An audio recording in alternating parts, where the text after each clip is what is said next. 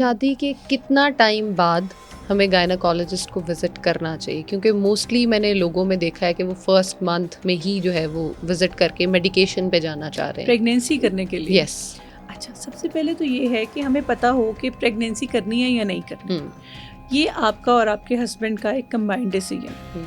अगर आप as a couple decide कर लेते हैं कि हम लोगों ने प्रेगनेंसी करनी है इन नेक्स्ट 3 months 4 months, तो फिर प्री प्रेगनेंसी फॉलिक एसिड सिर्फ एक सिंपल सा सप्लीमेंट है, बस वो शुरू किया जाए।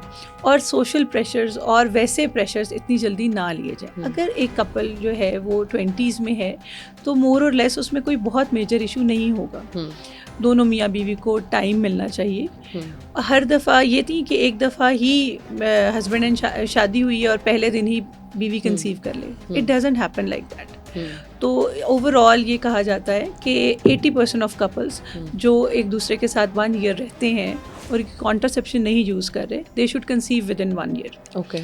Still 20% are left. तो सीधी बात है कि 20% एक साल में नहीं कंसीव करेंगे। उनमें से भी 20 में से 10% will conceive in next year. तो अगर मियाँ बीवी उनमें कोई रिस्क फैक्टर नहीं है, कोई ऑलरेडी प्रॉब्लम्स नहीं चल रही, तो 2 years उन्हें आराम से वेट करना चाहिए। ओके, ठीक है।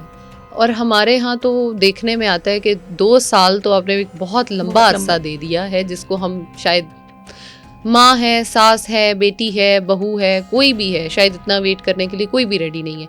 जो गोलियाँ हम देते हैं क्या वो नुकसानदेह होती हैं?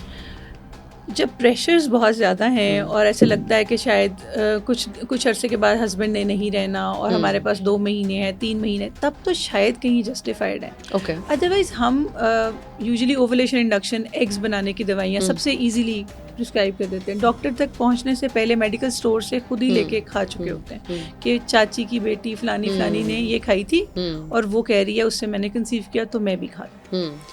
ये हमारे एग्स के रिजर्व्स को रिड्यूस करता है। आप प्लीज एक वो साइकिल जो है ना वो एक्सप्लेन कर दें कि टोटल नंबर ऑफ एग्स ने सेम ही रहना है और किस तरह से है। साइकिल ये है कि एक फिक्स नंबर ऑफ एग्स है और हमें नहीं पता कि किस फीमेल में कितने हैं, ठीक है। और उसमें से कुछ नंबर है जो मैच्योर होता है और बहुत से ऐसे हैं जो इमैच्योर ही ख़त्म हो जाते हैं। तो ऑन एन एवरेज ऐसे होता है कि अगर कोई 14-15 ईयर्स में पीरियड्स आना शुरू होते हैं तो ऑन एन एवरेज 50 ईयर्स की एज तक पीरियड्स आते रहते हैं। सम व्हाट किसी ना किसी फॉर्म में एग्स चलते रहते हैं। 35 ईयर्स की एज के बाद वो एग की क्वालिटी और नंबर दोनों ही रैपिडली रिड्यूस करता है। उससे पहले 15 से 35 तक ऑन एन एवरेज अच्छे एग्स भी, क्वालिटी भी ठीक होती है और क्वांटिटी भी ठीक चल रही होती है और वही रिप्रोडक्टिव एज ग्रुप है। आमतौर पे सब लोग ही 25 से 35 ईयर्स के दरमियान जितने भी 2, 3, 4 जो प्लान करते हैं वो बेबीज़ कर लेते हैं। हाँ, अगर शादी लेट हुई है तो फिर एक प्रेशर ऐड हो जाता है कि 35 ईयर्स होने वाले हैं, हर डॉक्टर कह रहा है 35 साल के बाद प्रेगनेंसी मुश्किल है। तो वो उन कपल्स में जिनकी शादियां लेट हो रही हैं तो शायद 2 years वाला जो हम एक फॉर्मूला दे रहे हैं वो नहीं देंगे, वो हम 1 year पे चले जाएंगे। या अगर कोई उन्हें मेडिकल इशू है तो शायद with few months after the marriage भी वो फ़ौरन आ जाए। वो उनके सिनेरियो पे है। लेकिन हर किसी के लिए ये नहीं है कि दूसरे महीने हॉस्पिटल आ जाए, डॉक्टर के पास आ जाए और दवाइयाँ लेना शुरू कर दें, क्योंकि हर दवाई का कोई ना कोई साइड इफ़ेक्ट है। और जब हम ये एग्स बनाने की दवाइयाँ देते हैं तो ये एग्स के रिज़र्व को कम करती हैं और बहुत तेज़ी से कम करती हैं। कई दफ़ा हम वक्त से बहुत पहले एग्स को ख़त्म कर लेते हैं ये गोलियां खा के। तो इनकी प्रिस्क्रिप्शन के साथ ये बहुत ज़रूरी पॉइंट ये है कि 3 से 6 महीने से ज़्यादा ये गोलियां ना खाई जाएं। ठीक है। जब इनफर्टिलिटी या जो मुश्किल हो रही है जिनको कंसीव करने में, उन लोगों से हम बात भी करते हैं तो शुरू पता चलता है कि वो बहुत ज़्यादा महीने तो ऑलरेडी वो दवाई खा चुकी हैं। कुछ कहेंगे 10-12 दफ़ा, कुछ कहेंगे डॉक्टर साहब मुझे तो याद भी नहीं है कि कितनी दफ़ा। तो फिर हम फ़ायदा करने की बजाय ऑलरेडी नुकसान कर रहे हैं।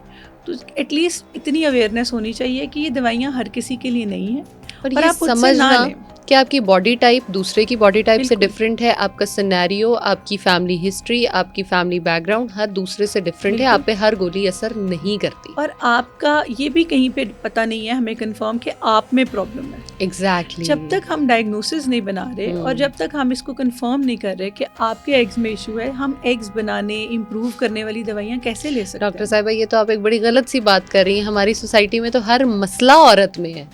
यही प्रॉब्लम है। अब पिछले 20 सालों में जो स्टडीज़ आ रही हैं वो ये बहुत क्लियरली शो कर रही हैं कि मेल इनफर्टिलिटी जो है वो बहुत तेज़ी से बढ़ रही है। पहले सुना जाता था कि 20% कॉजेज़ जो हैं वो मेल हैं, लेकिन अब 40% रीजंस जो हैं वो मेल हैं। और एक बड़ी सिंपल रोज़मर्रा की बात है, भी ताली 2 हाथों से बजती है, या वो एक हाथ का मसला है या दूसरे का या दोनों का। तो इस बात को अंडरस्टैंड करना बड़ा क्लियर है कि हम अगर अपने आप को, फीमेल्स खुद सबसे पहले अपने आप को प्रेजेंट करती हैं कि जी मुझे चेक कर ले मेरे में क्या मसला है, तो हमेशा जब आपको चेक करना है तो साथ आपके कपल दोनों को चेक करना, आपके हस्बैंड को या आपके पार्टनर को भी इन्वेस्टिगेट करना बहुत ज़रूरी है। कई दफ़ा सालों वाइफ्स जो हैं वो इलाज कराती रहती हैं और जब हस्बैंड का टेस्ट होता है तो पता चलता है रीज़न तो दूसरी थी, और उनका जब इलाज होता है तो वो चीज़ें ठीक हो जाती हैं, या हमें रीज़न मिल जाता है और फिर हम उस हिसाब से इलाज शुरू कर लेते हैं। तो हमेशा जब वाइफ़ के टेस्ट होते हैं या वाइफ़ के अल्ट्रासाउंड होते हैं या उनको दवाइयाँ खिलाई जाती हैं, तो हस्बैंड का भी उतना ही रोल है। तो एटलीस्ट उन्हें साथ लेके जाएं ताकि कोई उनसे बात तो कर सके। एग्जैक्टली।